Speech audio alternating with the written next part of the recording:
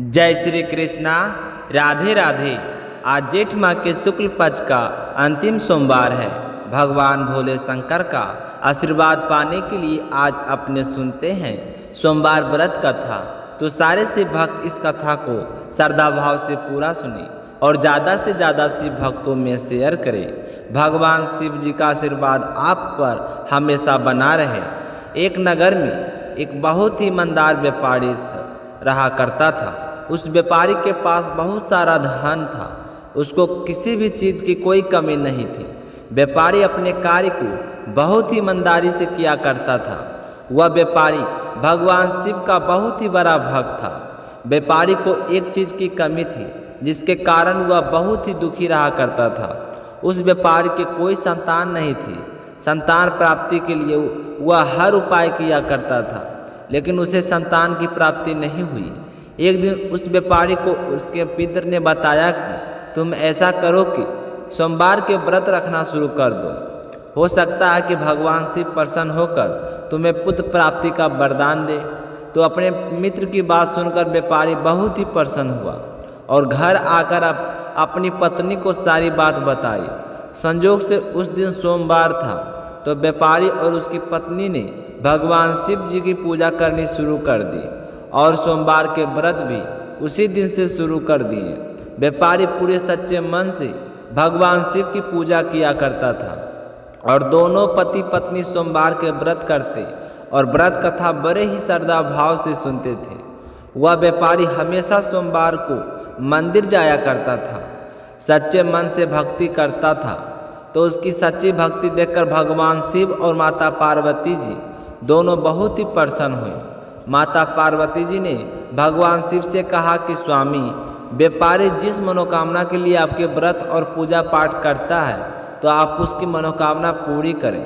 तो भगवान शिव ने माता पार्वती की बात सुनकर कहा कि जिसके भाग में जितने कर्म होते हैं उसे अपने कर्मों का फल अवश्य भोगना पड़ता है और उन्हीं कर्मों के अनुसार सब निर्धारित होता है कि भाग में क्या है क्या नहीं है।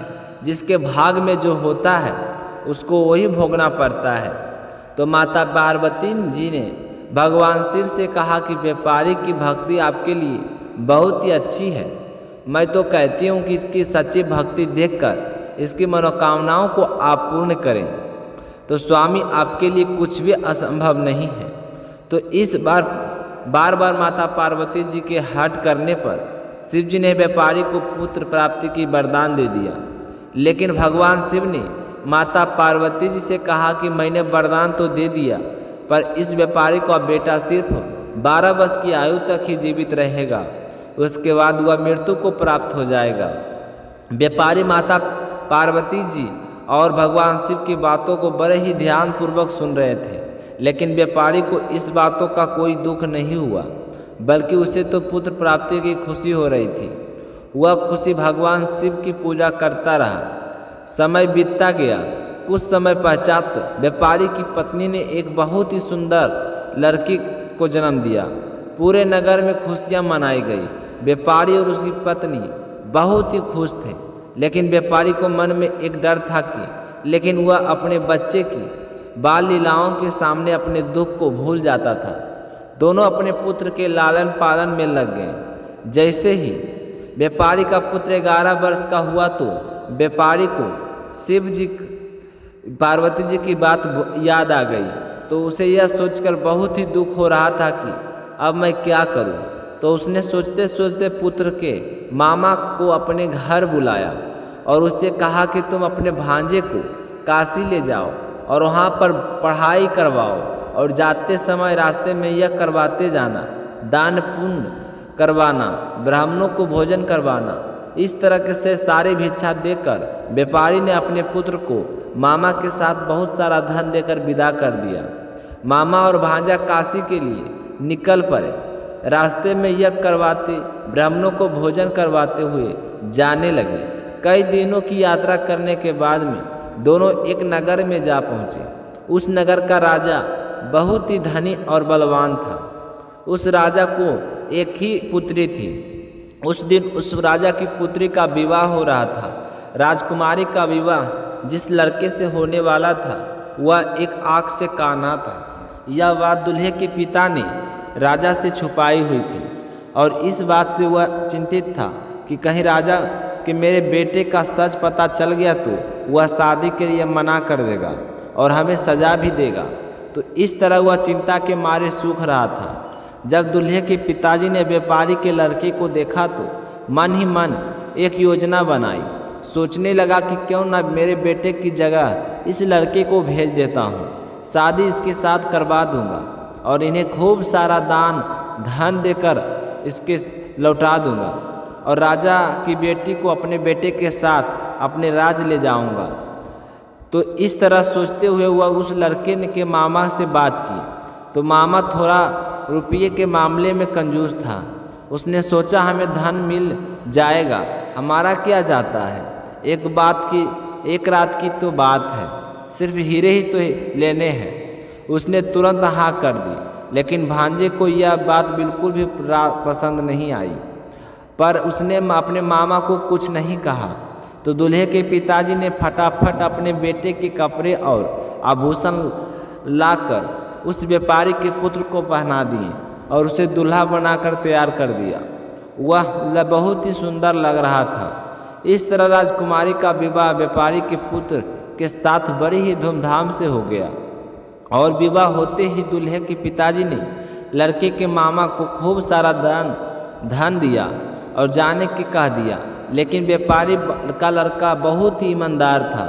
उसने राजा की बेटी के जो चुनरी ओढ़ी थी उस पर सारी सच्चाई लिख दी और बता दिया कि तुम्हारा विवाह मेरे साथ हुआ है।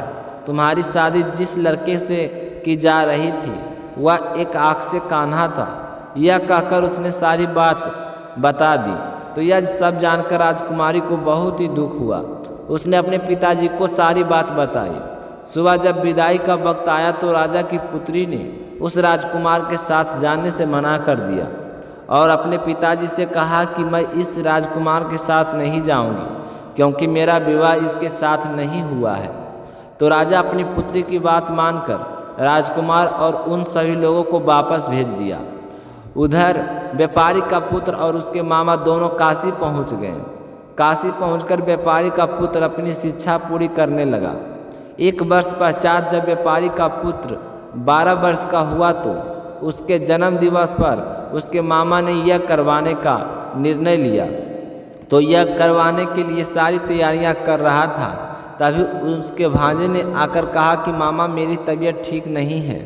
तो उसके मामा ने कहा कि कोई बात नहीं बेटा, तुम थोड़ी देर जाकर आराम करो। तो जैसे ही व्यापारी का लड़का आराम करने के लिए कमरे में गया तब भगवान शिव के दिए हुए वरदान के अनुसार व्यापारी के लड़के के 12 वर्ष पूरे हो चुके थे और उसका अंतिम समय भी आ गया था। थोड़े ही देर बाद व्यापारी के पुत्र की मृत्यु हो चुकी थी। जैसे ही इस बात की खबर उसके मामा को लगी तो वह जोर जोर से रोने लगा और सोचने लगा कि मैं अपने जीजा को जाकर क्या जवाब दूंगा। यह सोचते हुए वह जोर जोर से रो रहा था। तभी अचानक से वहाँ पर शिव माता पार्वती गुजर रहे थे। तो रोने की आवाज़ सुनकर माता पार्वती भगवान शिव से कहा कि किसी के रोने का स्वर आ रहा है। तो भगवान शिव और माता पार्वती जी ने जाकर देखा तो देखते ही भगवान शिव ने कहा कि पार्वती जी यह तो वही बालक है जिसे मैंने व्यापारी के यहाँ जन्म लेने का वरदान दिया था।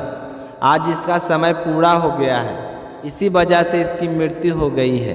तो माता पार्वती जी कहने लगी कि आप इसे जीवित कर दीजिए, मुझे इसके मामा का रोने का स्वर सुनना नहीं जा रहा है। आपके लिए कुछ भी असंभव नहीं है। इसके मामा का यह हाल है तो सोचो जब इसके माँ बाप को पता चलेगा तो उनका क्या हाल होगा। वह तुम्हारे परम पुजारी है। अगर आज आपने इसे जीवित नहीं किया तो हमें कौन मानेगा और कौन हमारी पूजा करेगा।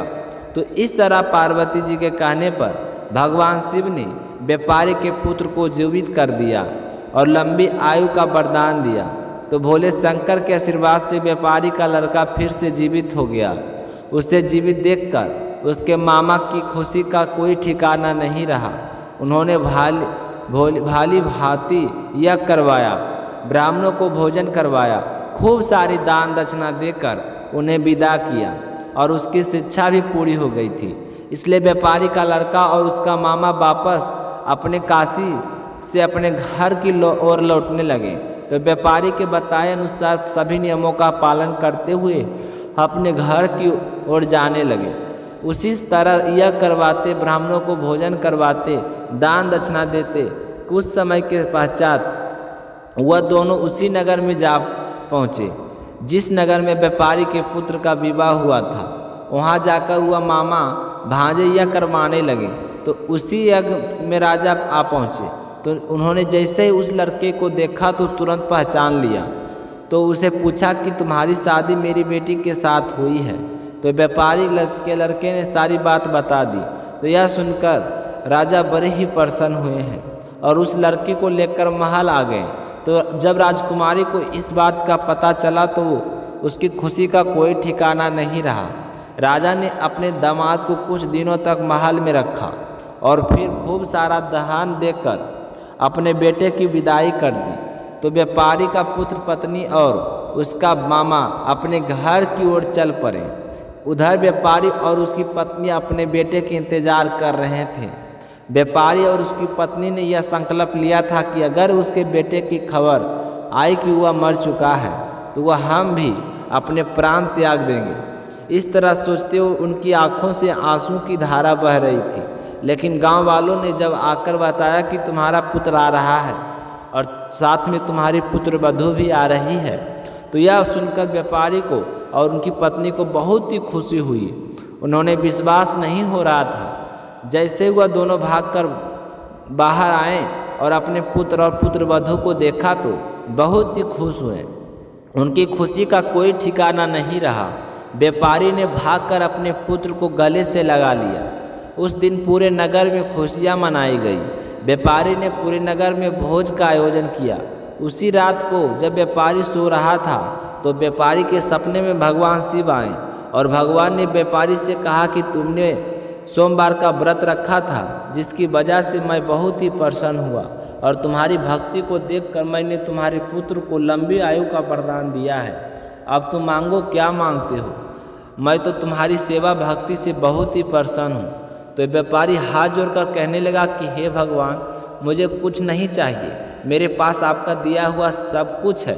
हर व्यक्ति के लिए संतान सुख से बढ़कर दूसरा कोई सुख नहीं होता, इसलिए तुम ऐसा वरदान दो, अगर कोई निसंतान दंपत्ति तुम्हारा व्रत करे और व्रत कथा सुने तो उन्हें संतान की प्राप्ति अवश्य हो। तो भगवान भोले शंकर कहने लगे कि ठीक है, आज के बाद जो भी व्यक्ति सोमवार का व्रत रखेगा और इस कथा को सुनेगा उसकी सारी मनोकामनाएं पूर्ण होगी। तो इस तरह का आशीर्वाद देकर भगवान भोले शंकर व्यापारी के सपने से अंतर्ध्यान हो गए। तो इस तरह शिव जी की पूजा और व्रत करने से व्यापारी को संतान की प्राप्त हुई। फिर वह अपने समस्त सुखों को भोगता हुआ अंत में शिवलोक को गया। बोलिए भोले शंकर की जय हो, बोलिए माता पार्वती की जय हो। तो ये थी आज की कथा। उम्मीद करता हूँ आप सभी भक्तों को सुनकर पसंद आया होगा। तो अभी तक अगर आपने शिला भक्ति चैनल को सब्सक्राइब नहीं किए हैं तो चैनल को सब्सक्राइब जरूर करें और बेल आइकन को प्रेस जरूर करें और को करते हुए इस कथा को ज़्यादा से ज़्यादा शिव भक्तों में शेयर करना। जय श्री कृष्णा, राधे राधे।